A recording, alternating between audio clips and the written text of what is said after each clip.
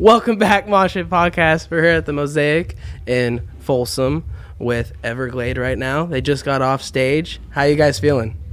Fucking tired. Yeah, tired. Tired. Yeah, we're good. Yeah, no, we're good. That was a good set. That was a good set. That was a good set. That was a good show. And I wanted to tell you guys, it's so nice to have you guys out here on tour and everything, and have this whole setup with you and Memoir and everything. It's really cool. And shout out to Memoir for real. Yeah, and it's really nice to have you at the Mosaic as well, because this is like when I started doing pre-show interviews and post-show interviews. I did it at the Goldfield first, but it was not really prepared at all. Yeah. But then I got set up and did here first. So this is like my origin. No, yeah, like the fact that we're in an actual like green room thing is pretty legit. I know. This is the first time I've ever played at a venue that actually like had a space that wasn't like the utility room or like yeah, or something like that. It's like the bathroom. Yeah, literally, I was just like background flushes. Sorry, my bad. We'll put a low pass on it. My bad. But I want to get started off with, how did you guys meet?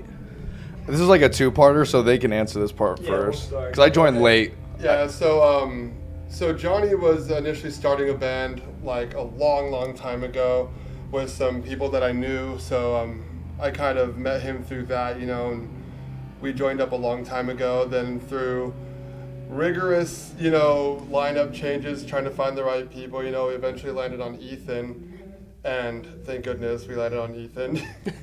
I like Ethan. And then we kind of did some more lineup changes, but kind of kept us as like a core group. Mm-hmm. And then we had that missing ingredient, which ended up being Patty, and then it kind of changed the whole dynamic of what we were doing, like in a direction that all of us could really agree on. Yeah, I joined because, obviously they sounded great, but like I was because Memoir played with them prior when they were still called Avian, and when they had like a different vocalist, different guitarist as well, like they were a 5-piece. And then so originally I was going on the tour with them as just Memoir's merch guy, like I was just gonna sling shirts. And then when they were looking for a vocalist, Memoir was like, "Yo, actually, we know a guy." they're like, "Oh wait, actually, we can help you out here." And then like I got promoted from merch to lead vocalist. That's what's up.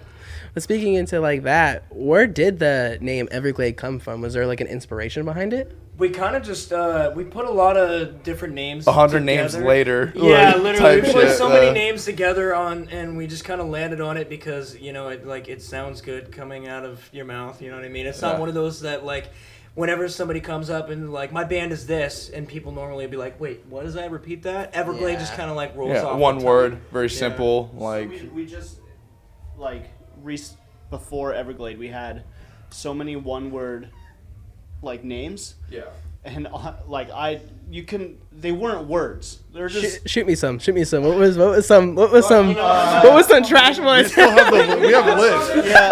Well, even the bands that we had before, we were trying to do the one word thing because it sticks easier instead of like 5 words. Like the 3-word band thing was very like early 2010s. So then in our previous bands there was like Sans Via, which wasn't a word. Well, it's a word. It's just not in English. Well, no, it was like there's more words outside of English. It was a take. It was like a take off of a different word that we changed a little bit. Yeah. But then I don't know. We were throwing names out. I think Cascade came up, and I was like, "Oh, Earthy's kind of cool." And then Everglade, Everglades came up. It was originally Everglades, and then we were like, "Let's get rid of the S when we get Everglades." Yeah. Very just like singular. It feels very like. Not to get artistic here, but like it just sounds like I don't know, because it's like the Earth is metal. You know what I mean? Like just the plant, like what we are on is just metal. Like there's no literally. It's just sounded cool. Yeah, it sounded cool. We're like, fuck yeah. It's simple. Yeah, like I love like there's bands that have like really, really deep history into their names, and like, which is cool too. But like I know a good amount of bands. Like I've even talked to bands about like song like titles, and they're like, it's just fucking rad. Yeah, literally. It's just simple and rolls off the tongue. Yeah. Oh, there was like that band, that song I was talking about. It was I forgot who it was, but the song was like don't kill a dragon without a dual sword or some shit like that. It was like a full sentence, and I was like, that era of metal was interesting. Yeah, I was like, fuck. What? I was once possibly perhaps like you know, like whatever. Yeah. Perhaps possibly maybe a Cowboys. Yeah, like I really wonder like what Meryl Streep thinks about The Devil Wears Prada. Like I wonder if she's just like pissed, like laying in bed at night, like those sons of... Damn it. we should put an LC on that. Right. Getting back to the music aspect, where's like a venue or an artist you would love to perform with in the future? I think we have all different answers here, Yeah. which is kind of cool. If I had to start, venue, I have no idea. Anywhere that has a lot of people, to be completely honest. Like, you know, as long as it sounds good and like people can show up and like, you know, vibe out, that's cool. But if I had to pick with like, maybe not now because they don't sound exactly the same, but if I could pick like an era, like if we're just like, this is all hypothetical anyways. Yeah. Me personally, Prime Parkway Drive. If I could play with like when they were like in their prime, like just like an influential sense for me, like they were just really big to me. So like it'd be cool to like have like that moment to be like, thank you. Yeah. Like I appreciate it. That'd be dope. I don't know. Venue-wise, I think the Palladium is like a dream venue for me in Massachusetts and Boston. Yeah, that'd be dope. Big ass venue. Band-wise, I don't know. That's tough. I'm more of a hardcore at heart, so like Lionheart would be sick, or something like just straight up hardcore. Yeah, That'd be dope. I don't know. Oh, me? Okay. I think venue-wise, I can't remember the name of it, but it's this beautiful venue in Denver. It's like outdoors, and it's like, Red Rocks. yeah. Red Red Rocks. Rocks is so beautiful. I Yeah. would love to play out there, and I don't know how they do it, but the sound is amazing there. It's naturally like that. That's Yeah, why. it's crazy. Earth acoustics. Band-wise, I feel like this is kind of a given for me. Invent Animate Yeah. all day. say that, but All- for you. Yeah. Yeah. All fucking day. Yeah. I would love to. That was the same. I honestly, Yeah. The room to yeah. the tomb, dude. Yeah, absolutely. As far as venues go, man, I was like looking for my phone because I have like a comment. I just saw somebody play on Instagram in this place in Prague, and I was like, I had to ask what the venue was, and somebody told me here. Oh, shut up. Anyways, it's in Prague and it's tight. It looks tight. And as far as music goes, Invent Animate is definitely like straight into my bloodstream lately. Yeah. Ice in my veins. Why'd you say it like that? Ice in my veins. Ice in my veins. Ice in my veins. Ice in my veins. What is I like asking this to bands, but like, it doesn't have to be like a show you've played, but what's your most fondest like show memory? It can be one that you went to or one that you played. Funnest show ever. Picking one that I've seen would be too hard, so I'll just say like one that we played. I'll be honest, that last one we just played in Reno.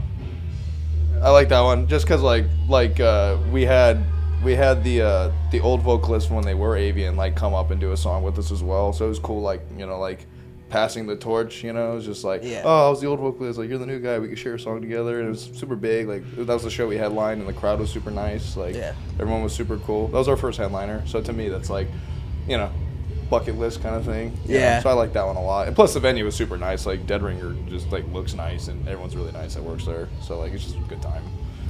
That's what's up. My favorite, I'm gonna go with one that I played with my favorite band called Vanna in Reno, like, I don't know, 10 years ago now or something. And when they were playing, like, he pulled me up on stage and I got to finish like the set with them, and like for my favorite song, finished the song, like 30 seconds of a song, and like that I did like what you do with Memoir, just got up and did some guest vocals, and that's like dream. So Yeah, that's sick.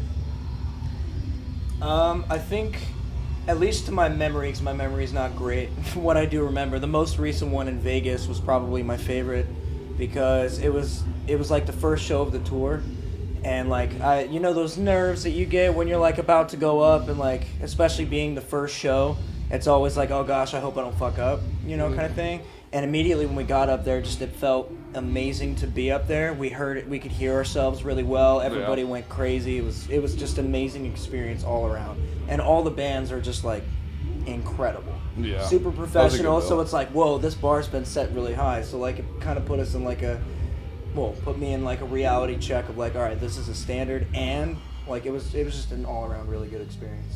Yeah, I don't know, a lot of people realize this, but like when a show is really organized really well, like everything, like audio's on point, everything, like when like you already have all the bands done sound check before, like way before doors open and everything. It's just everything. You're able to have chill time and be able to relax and know everything's organized as like the best show ever.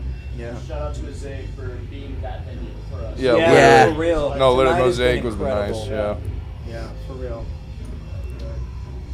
Dude, fuck it, dude. I'm gonna say tonight, man. Like, honestly,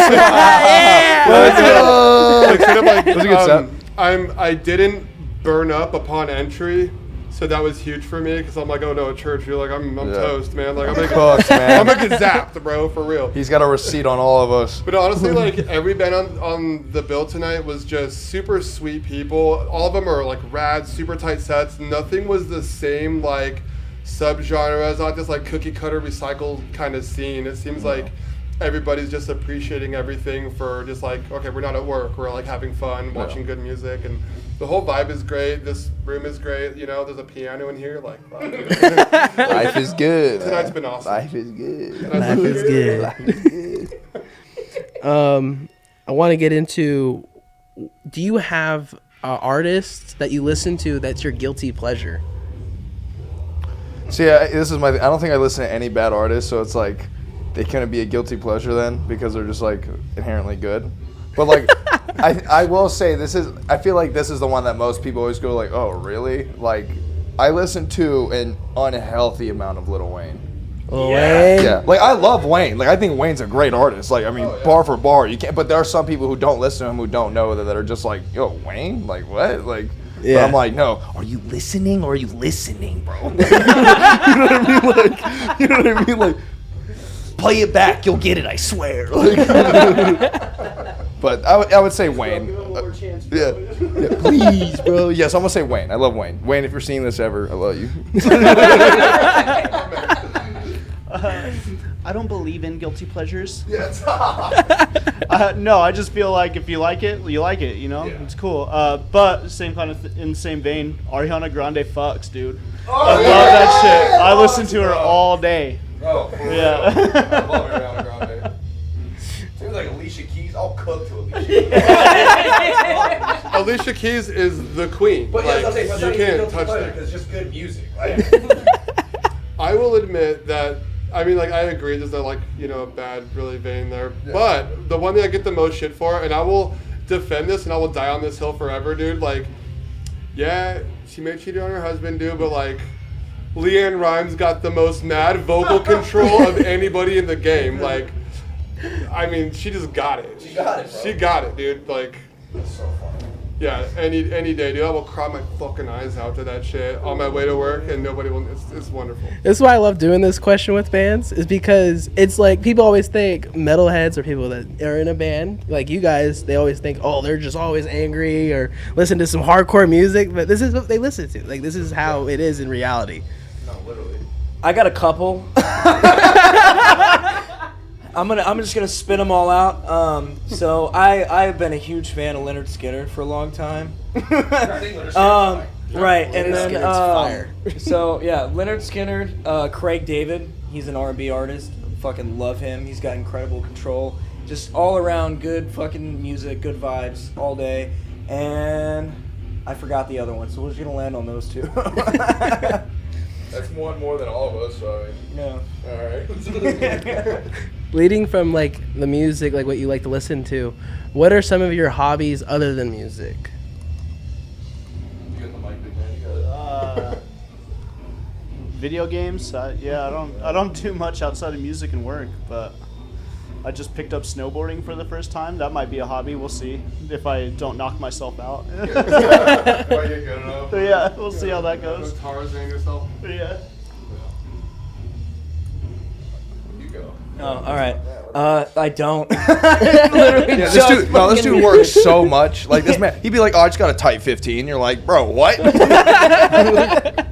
Yeah, no, I literally eat, shit, and breathe music all day long. Yeah. Whenever I'm not working, I'm doing music in my room. Yeah.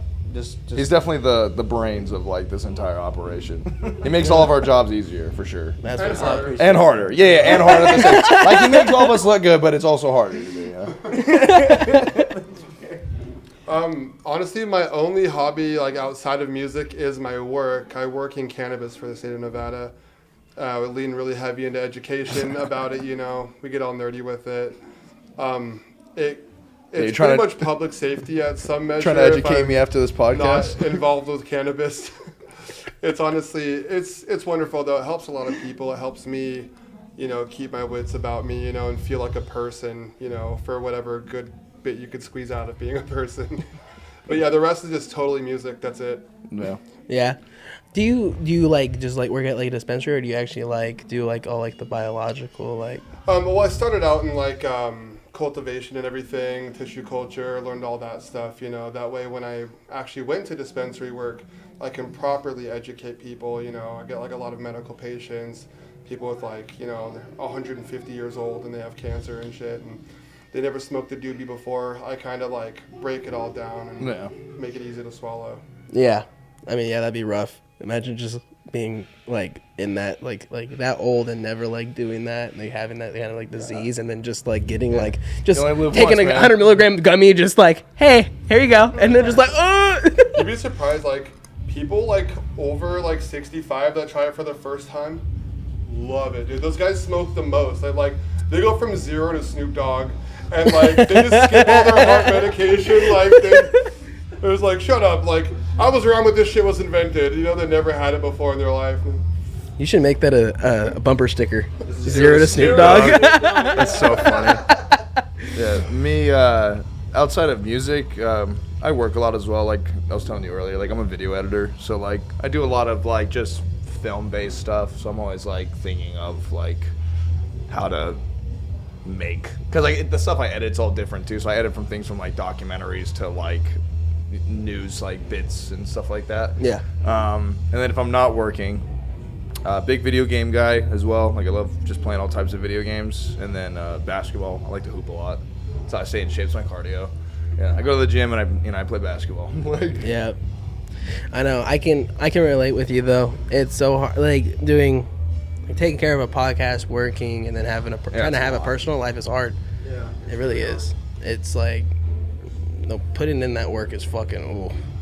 Because it's just like, especially like having a band or trying to promote stuff too, is just like, it's a 24/7 thing. Anytime you go on Instagram, you're just like, okay, how can I do something different? How can I try to promote this? Or going on TikTok, and how can I make a video that's going to bring people in and want to see, like, find out more about you and shit like that, which is fucking Even hard. when you're not posting, you're thinking about what to post. Exactly. It never ends, bro. Like it's like content creation's forever a 24-hour grind, like every day. Oh yeah, it's just like 24/7. I do think it is kind of good though in a way, because like I know a lot of people that are, you know, DIY like us, and I know a lot of people that have found like great success with music, and a lot of those people I know are like, you know, when they come home from tour, they work a 9 to 5 as well, you know, like, and like the fact that it's a constant thing you have to kind of pump into like every single day, I feel like it kind of evens the playing field. So like there's no like hierarchy or like none of this like weird thing. Like everyone's putting in the work and everyone respects it, and it's kind of like equal, you know, like, so whether you're DIY or you're kind of huge, you know, like everyone's still doing the same grind, and it's kind of nice. And the people who were huge had a DIY before that. Yeah. That's just the name of the game, you know. Totally. Yeah. I always ask this to every band: what is the craziest mosh pit you have seen or been in? Oh my god. Craziest ever. I'm just gonna say the last mosh pit that I was in because I got injured. So like, why not? But I went to go see Currents. Oh, I went to go see Pale Dusk. Or is it Pale Face? There's two bands that are like that. Yeah. Pale Face, Varials, Currents, and Polaris. Stacked bill. Like it was very nice. But I went to go see Currents in Atlanta, and like I was just middle of the pit, like screaming and throwing hands at people, like really just letting it all out. Like I had to take my chain off and everything. Gave it to my friend. I was like, I'll be back. Like Yeah. Like I was like, I gotta let this out. When you start emptying your pocket, just they were playing. The song was "Remember Me" because that's like one of my favorite current songs. So it was getting to the part of like the breakdown part, and like I don't remember when it happened, but I guess I got absolutely slammed into my chest. Like someone really like swung at me, because like my coastal cartilage was like inflamed and like out of place for like almost 3 months. Like it was just hard to breathe after that. Like I remember leaving the pit, like I just want to fight. I was like like really hurting. And then yeah, that took forever to heal. I had to record our EP with that injury. Your like, friends just looking at you like, Ricky! No, literally. No, literally. But I'm gonna say that one. That was probably the craziest pit I was in recently. I don't know if I have just one, honestly. Growing up in Reno, we had a big hardcore scene. Oh, yeah. Reno hardcore scene is crazy. So, like, almost every mosh pit you see in Reno is pretty brutal. I saw Gideon last night there, and they did do the coolest wall of death that I've seen in a long time, where it's literally all the way up the venue to the bar. Yeah. So, maybe that one, but... That's pretty Damn. But, yeah, I mean, I can't pick just one. I've seen a lot. Yeah. That's why I picked the most recent one. Yeah, Like, yeah. I got one that is like, it's probably a band that I least expected one to be in, and it was Pierce the Veil, and it was to the point where Whoa. like, yeah, it was. I think it was 2015's Warped Tour. I was watching them, and I wasn't even like around the pit area. That was like the last Warped Tour, wasn't it? Yeah, it was. Yeah, it was the last one. So there was like maybe like 400 or 500 people in this area, and I think At the it whole was Warped Tour, 400 people? That's... I don't know. It was a big ass crowd. I was overwhelmed by how many people were there. It was pretty bad. I don't know. I don't know. Anyways, so they start playing King for a Day, and like the amount of people that were forced back because of how big this pit got was insane, to the point where like I was smushed and like I couldn't breathe at all. I'm like stuck here like trying to breathe while everybody's like going crazy in the pit, and like the entire crowd was moving like this. Oh, Because shit. of how, yeah, it was literally like I was stuck in an ocean, like trying to breathe. Like, Did you say you were being as an ocean? man, get the fuck out of my ass! But leave the lights on. You just pierced his veil. Yeah, dude. Yeah, but it was pretty fucking crazy, and I wasn't even in the pit, and I got hurt. Yeah. Like, Speaking of the bands before, like, speaking of bands of, like, where you don't expect them to have, like, a crazy pit. I remember one time I lost my phone in an Asking Alexandria pit back in, like, 2012 or 2011 or whatever, and whoever found it was like, oh, I'm over by POD. And I was like, okay. So, because, like, POD was still playing this venue. It was, like, a thing in Vegas called Extreme Thing, which was, like, this big, like, whatever. So I'm going to go see POD, like, to go to that crowd, and someone leaves the POD pit, like, covered in blood. And I'm like... POD, my boy? Like, you got peace in POD? Like, I feel so like... I was like, damn. I was like, yeah, bro. Like, he was just pumping out, and I was like, bro. But... Oh my goodness, dude, that's crazy. I say Reba McEntire, just like fist flying, dude. Like, I was not a survivor. There was no survivors except for Reba. I don't know, man. Yeah, growing up in Reno, dude, like in the hardcore scene, I've just had the absolute shit kicked out of me by strangers for just so many years. I don't think I'll ever physically recover from being a Reno kid. Yeah. I'm still trying. I'm like picturing Reba just going, open the pit. Open the pit. I saw this thing where it said that. Need y'all to open the pit. I heard that like Reba McEntire was like white Mary J. Blige, and I was like, yo, I kind of see that. Like that's tight. a good connection. That's tight. I like that. So this part of the interview, I like to get into like your music creation aspect. But what's the story behind the creation of your song "Down"? And what did you mean by "in absence, your ghost hollowed and empty"? okay, so the musical aspect of that song, this is probably the quickest a song has ever been written that like in anything that I've ever been a part of. This song was written in like 4 hours, instrumentally at least. Yeah. It was probably the smoothest that we've ever recorded, the easiest. Like everything about it was just great. We did it with our buddy and our producer, incredible musician Scotty Siegel. Shout out to Scott. Shout out to Scotty. Shout out to Scott. Yeah. But we co-wrote that whole thing together like 50-50 right down the line, Yeah. and fucking just the smoothest that I think I've ever written anything. As far as that part goes specifically, what I had in mind for it is like the feeling that you get when you like grow really attached to somebody, and you lose that person, whether it be like in life or you just grow apart. The absence of that person and like knowing that they're out there and that you're not with them, it's like a ghost, and it makes you feel hollow and empty. And the whole justification of the song, I don't know if that's the right word, the whole point of the song is like that feeling of like you build those walls up to protect yourself. Yeah. Because like if you've been hurt or like if you change over time, like you just kind of self-defensively like kind of build these barriers to like block people out, and then eventually you're so like blocked off by your own like boundaries that you become like alone, and then you're like, well, I would like someone to like come through and like pull me out of this like funk, So that's why I like the Take Me Back as well. Like in that part of the song, it's like it could be used as like literally, or it could be used like figuratively as like just to the time of how I felt like that, So yeah, very very sad song, but it has like a nice little chorus at the end. But after all of that, you guys, I really want to thank you for coming on the podcast. This is really fun, and it was cool. It was a good time. You guys killed it tonight. Thank you. Thank you. You guys did great, and I can't wait to see what you guys do next. Hope you guys come out here again. And yeah, we'd love to. Oh, we're coming back. Yeah, no, I would like to play. I would like to play this venue again. Yeah, Mosaic was sick. Yeah, we'll get you back to the Mosaic. Yeah. And everybody at home, go down link below. All their stuff is right there, right down here.